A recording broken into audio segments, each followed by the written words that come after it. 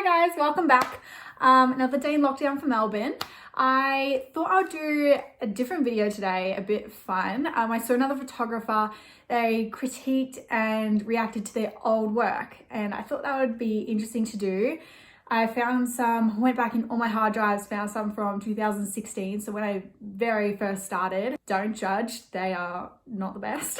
I did like a variety, some are good, some are bad, and yeah, I'll just be picking what I like about them, saying what I do different, all of that fun stuff. Okay, so I'll be viewing the photos on my old phone, but I'll be putting them here for you guys to look at. So like, where do I start with this one? So I used to do photo shoots of my friends back in school for like a bit of fun and to start building my portfolio. Fair to say this one didn't make the portfolio. I don't know what I did. I tried to add a sky in the background and I didn't do a very good job of it. I don't even know how I did that. The wardrobe I don't think is the best either, so we could switch that up. But I was trying to go for a whole farm vibe because I grew up on a farm and I've always wanted to do a farm photo shoot.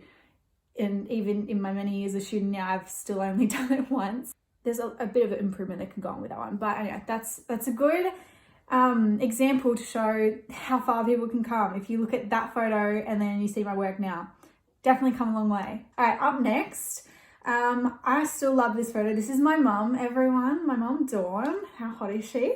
So again, I needed to get some photos for my portfolio. I can't believe those two photos were taken in the same year. So what would I change about this photo? Well, for starters, if we're getting picky, I can see her fingernails are hot pink. So ideally, you know, I always ask models to have like a neutral color or no nail polish at all. But I kind of sprung it on my mum being like, hey, we're going to take some photos. So not her fault. I think for the kind of vibe I'm going for with this one, it's very natural. So I'd probably take back on the makeup a bit. Make it a bit, because like, you know, it's bright pink lipstick, even like the eyeliner, I'd probably just pull back on that. I was shooting JPEG back then. Now if I'd shoot that in RAW, the little, the blown out spot, I would fix that up too. All right, so this photo was taken for my first ever fashion photo shoot. I don't remember if I was year 11 or 12, but I remember being so excited that I went on the Facebook pages. There'd be creators, there'd be like models, makeup artists, and someone had put up a mood board. They're like, who wants to join? Put my name down, and they picked me, and I remember how excited I was, like in between my school classes that I was chosen. So yeah, we went into the city of Melbourne, and for starters, wardrobe, we didn't have a stylist. So those are my clothes. So, you know, now that I have more contacts, I would probably get a stylist.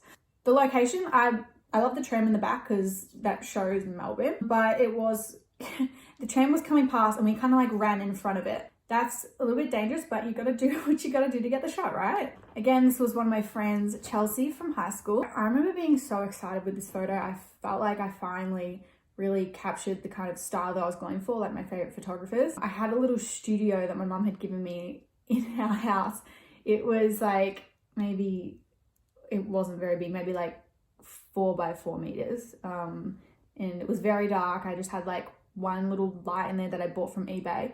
So if you zoom in on the photo, it's very noisy. Yeah, I'd add some more light in there so it could be a bit more sharp. But like, apart from that, I think, considering I was just starting out, I think I did all right. Okay, so for this photo, I'm pretty sure this was my first beach shoot ever, which is very exciting because I shoot a lot of swimwear now. I was very, very scared of shooting in direct sunlight. It always made me really nervous when I would check the forecast and it would say it was gonna be really sunny because I just didn't really know how to work with it back then. But then I guess it comes with practice. I just kept doing it and now I'm obviously very comfortable with it.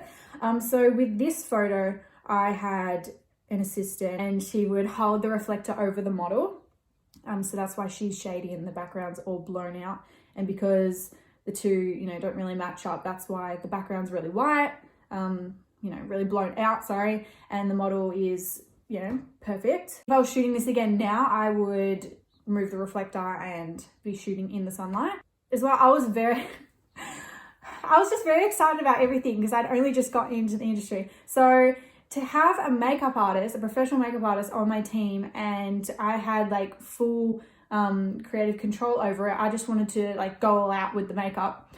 In this photo, you can see that it's full glam. It's like she's going out partying. So I would definitely strip that back and make it more natural. And for some reason I gave the model some necklaces to wear, so I'd probably take that off too and just focus on girl being at the beach in her bathers. Okay, A+ for creativity with this photo, I must say.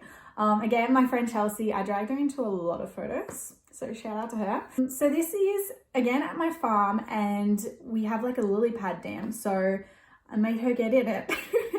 Okay, so looking at this photo, I don't really know why I put it in black and white. I think because it was very vibrant, and at the time I didn't really, I hated shooting green. I always avoid it. I'm not sure why, but I feel like it would look better in color. So starters, I do that.